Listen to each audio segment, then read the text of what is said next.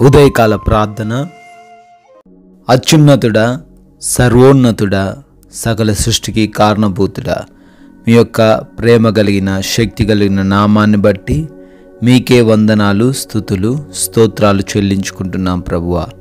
అయా, నిన్నటి రాత్రి కాలము మొదలుకొని ఈ ఉదయకాల సమయం వరకు కూడా మీ యొక్క రక్షణ, మీ కాపుదల మాకు దయచేసినందుకు స్తోత్రాలు నాయనా. మంచి నిద్రతో మమ్మల్ని సంతృప్తిపరిచారు, మంచి ఆరోగ్యమును అనుగ్రహించారు. మా గృహము చుట్టూ మీ యొక్క అగ్ని కంచ రక్షణ కవచము దయచేసినారు తండ్రి. మాకు కావలసిన ప్రతి వాటిని తండ్రి భద్రపరిచారు. మా కుటుంబాన్ని, మమ్మల్ని కాచి కాపాడి సజీవులుగా నిలవబెట్టారు ప్రభువా. మీకే కృతజ్ఞతాస్తుతులు చెల్లించుకుంటున్నాము. ఈ లోకంలో ఈ రోజును చూడలేక ఎంతోమంది గతించిపోయినప్పటికీ అయా, మమ్మల్ని జ్ఞాపకం చేసుకున్న విధానాన్ని బట్టి కోట్లాది కోట్ల కృతజ్ఞతాస్తుతులు చెల్లించుకుంటున్నాం తండ్రి.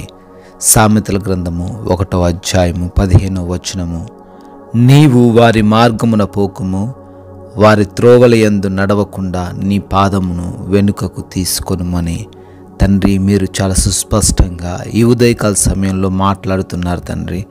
అవునయ్యా, ఎవరైతే దుర్మార్గులు ఉంటారో, ఎవరైతే అయా నీతిని తప్పి ప్రవర్తిస్తుంటారో, ఎవరైతే అత్యాశపరులుగా ఉండి అయా వారు త్వరగా ధనము సంపాదించుట కొరకు తండ్రి ఇంకొకరిని బాధ పెట్టాలని ఆలోచన చేస్తూ ఉన్నారు, అటువంటి మార్గంలో పోకుండా మా యొక్క పాదాలని వెనక్కి తీసుకోమని సెలవిస్తున్నారయ్యా.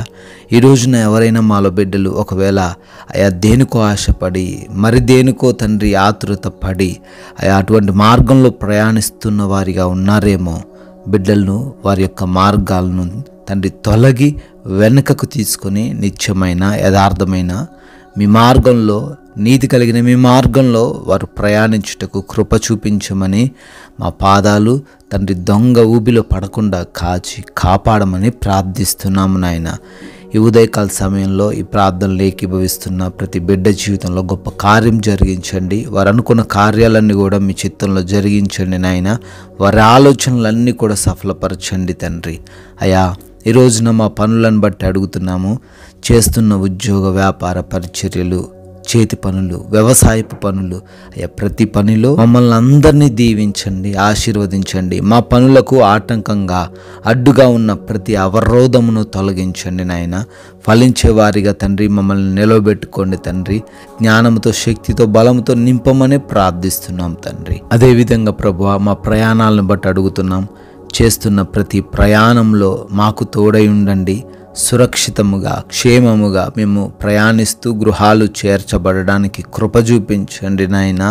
అయా, ఎటువంటి అపాయాలు, ప్రమాదాలు మాలో ఉన్న ఏ ఒక్కరికి జరగకుండా మీరే కాచి కాపాడమని బ్రతిమాలుకుంటున్నాము తండ్రి. అదేవిధంగా తండ్రి, ఈ రోజున ఈ ప్రార్థనలు ఏకీభవిస్తున్న ఏ ఒక్కరు కూడా ఆకలితో అలమటించకుండా, ఆర్థికంగా ఇబ్బందులు పడకుండా, అనారోగ్య సమస్యలను వారు చూడకుండా ప్రతి బిడ్డకు తండ్రి సంపూర్ణమైన ఆరోగ్యమును, ఆర్థిక పరిస్థితిని, కావలసిన భోజన పదార్థములను మీరే సమకూర్చమని ప్రార్థిస్తున్నాం దేవా. అయా, ఎగ్జామ్స్ కొరకు, ఇంటర్వ్యూస్ కొరకు బిడ్డలు వెళ్తుండగా జ్ఞానంతో, జ్ఞాపక శక్తితో వారిని నింపండి తండ్రి.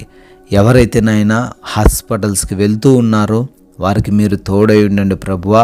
వారికి కావలసిన రిపోర్ట్స్ అన్నీ కూడా వారికి అనుకూలంగా మార్చమని ప్రార్థిస్తున్నాము దేవా.